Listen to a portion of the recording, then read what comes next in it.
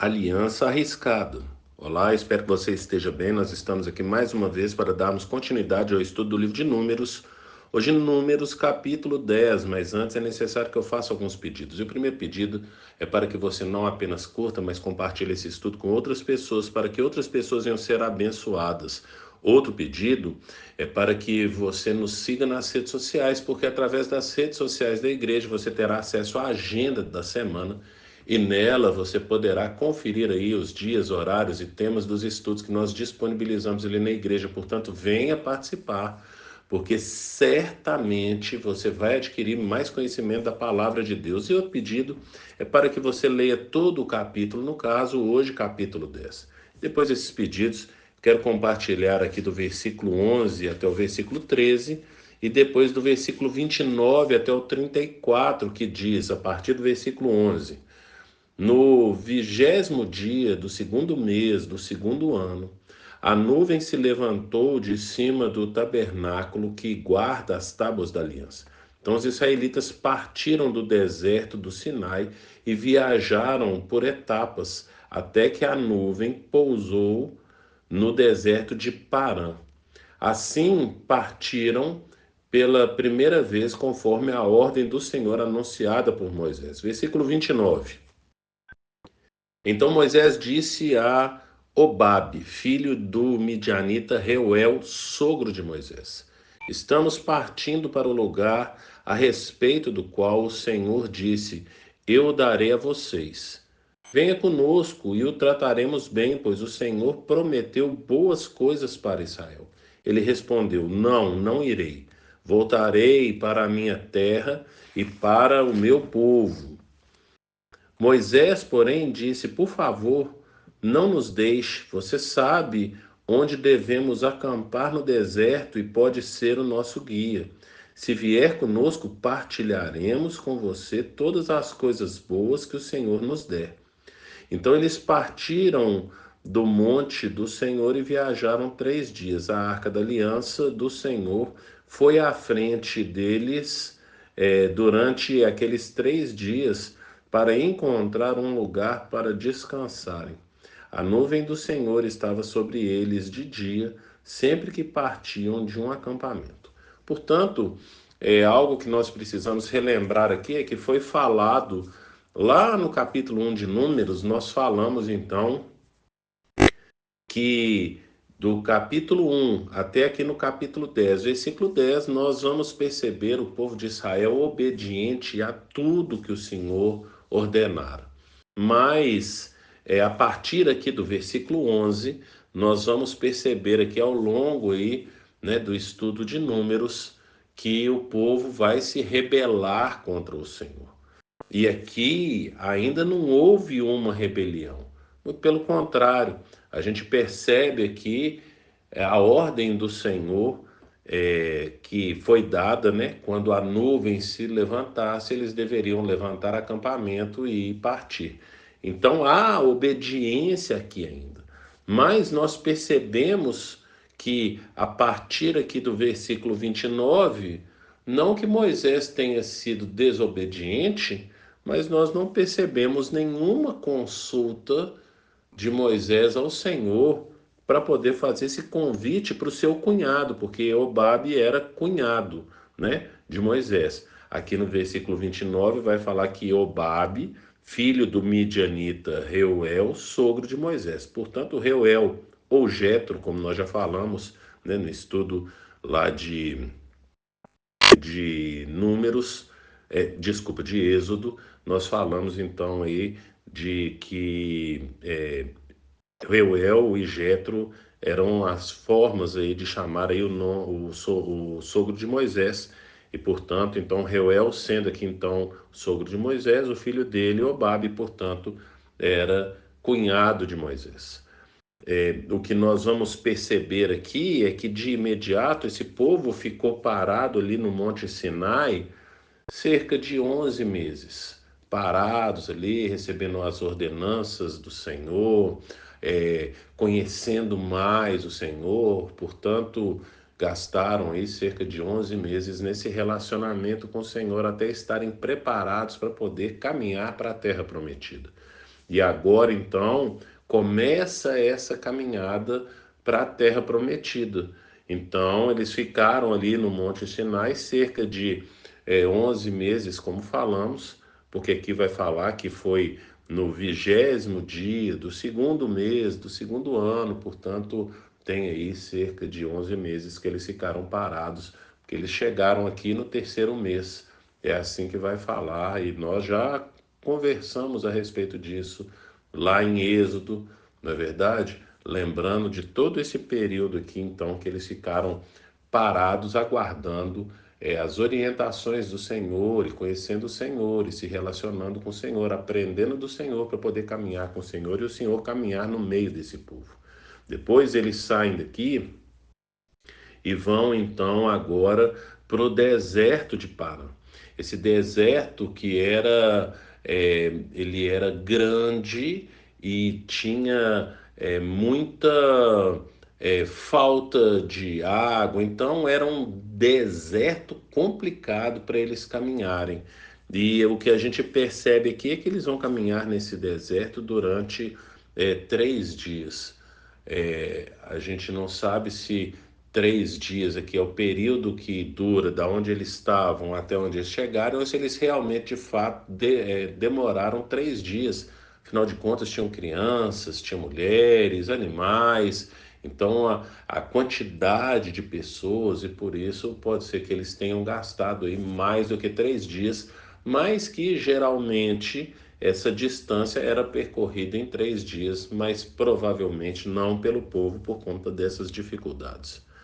E depois nós vemos então agora, partindo para o versículo 29, então, Moisés chamando ali o seu cunhado e pedindo para que o seu cunhado ficasse com eles, porque ele conhecia muito bem ali aquela terra. E o que nós percebemos, e eu quero chamar a atenção aqui, e para isso eu vou citar aqui 2 capítulos aqui em Números, mas depois eu vou citar mais 2 capítulos lá no livro de Juízes, para a gente poder entender aqui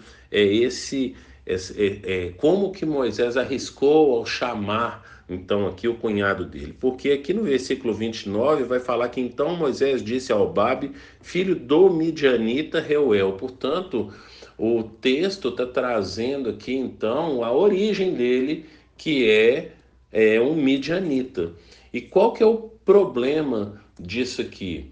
É que ao longo da caminhada aqui em Números, nós vamos ver, e eu quero aí abrir com vocês aí, no capítulo 25, você vai ver ali, na época em que Balaão, ele incitou ali, né, ao pessoal se levantar contra o povo ali de Israel. Então ele vai dar uma estratégia para Balaque, para ele poder destruir o povo de Israel, e isso está no capítulo 25. Então aqui no capítulo 25 vai tratar a respeito dessa proposta feita por Balaão e como que isso aconteceu. E se você ler aqui no versículo 6, capítulo 25, versículo 6, fala que um israelita trouxe para casa uma mulher midianita na presença de Moisés e de toda a comunidade de Israel, que chorava à entrada da tenda do encontro. Por quê? Porque esse povo aqui, ele se corrompeu, então, através aí de imoralidades sexuais. Quando estivermos estudando aí esse capítulo 25, vamos abordar aqui toda essa situação, mas a gente percebe que o instrumento, um dos instrumentos, porque eles foram se relacionar com mulheres estrangeiras, principalmente as moabitas, não é verdade? Lembrando então que as moabitas são descendentes lá de Ló, sobrinho de Abraão. Mas aqui também tem midianitas, na verdade, aqui no caso foi com uma mulher midianita. Se você vier aqui lembrando que Midian foi um dos 6 filhos que Abraão teve com Quetura. Então, se você não se lembra dessa história, volta lá em Gênesis capítulo 25. Mas lá no capítulo 31 ainda de Números, vai falar a respeito do título do capítulo 31 aqui na Bíblia que eu estou lendo, a vingança contra os midianitas.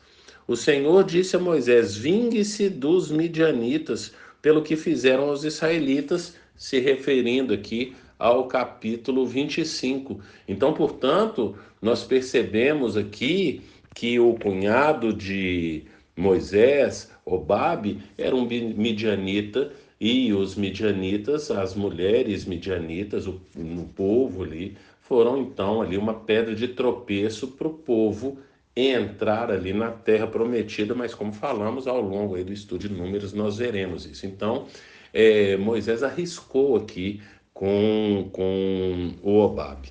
O que nós percebemos aqui também, olhando para Juízes, então eu quero ler aqui dois capítulos aqui em Juízes. Então aqui em Juízes capítulo 1, lá no versículo 16, vai falar que os descendentes do sogro de Moisés, o queneu, saíram da cidade das palmeiras. Portanto, aqui está tratando então desses descendentes do sogro de Moisés, que muito provavelmente ali é o Obabe, como nós falamos aqui. Então o texto vai continuar, né? Saíram da cidade das palmeiras com homens de Judá e passaram a viver entre o povo do deserto de Judá, no Neguebe, perto de Arade. E depois, se nós formos aqui para Juízes capítulo 4, então abrindo aqui em Juízes capítulo 4, ali no versículo 11, fala assim: ora, o queneu Eber se havia separado dos outros queneus, descendentes de Obabe. Tá vendo? Então, os descendentes de Obabe eram chamados de queneu. Então vai surgir esse povo aí, queneu. E aqui na história a gente vai perceber aqui que a mulher, então, aqui do Eber, que está falando no versículo 11, né, ela vai acabar, a esposa dele, vai acabar matando aí aquele que se levantou ali contra o povo de Israel. Então, Císera, né, se levanta ali contra o povo de Israel, e a mulher de Eber, a Jael, ela vai então matar a Císera ali, e é isso aqui está na história da juíza Débora. Portanto, a gente percebe que esse pessoal aqui, né, permaneceu fiel, mas perceba que ele havia se separado dos outros queneus, porque os outros queneus estavam em paz com Císera, mas aí é para a história aí de Juízes. Portanto, a gente percebe que os queneus, os descendentes de Obabe aqui, estavam em paz com os inimigos de Israel quando eles entram, então, na Terra Prometida, e isso aí, como nós falamos aqui, lendo e estudando o livro de Juízes. Então, o que nós queremos trazer para esse estudo aqui? Que, como falamos,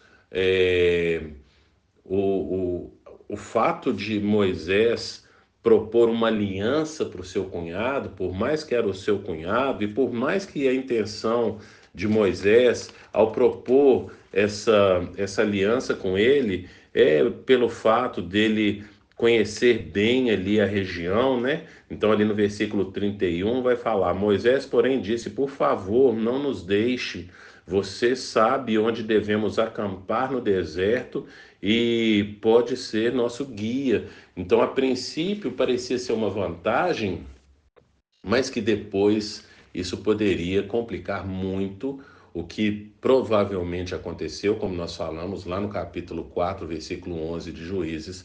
Você vai ver então ali que os queneus, eles estavam em paz com os inimigos de Israel, e portanto era um risco ali. E a gente precisa observar muito bem com quem nós fazemos as nossas alianças.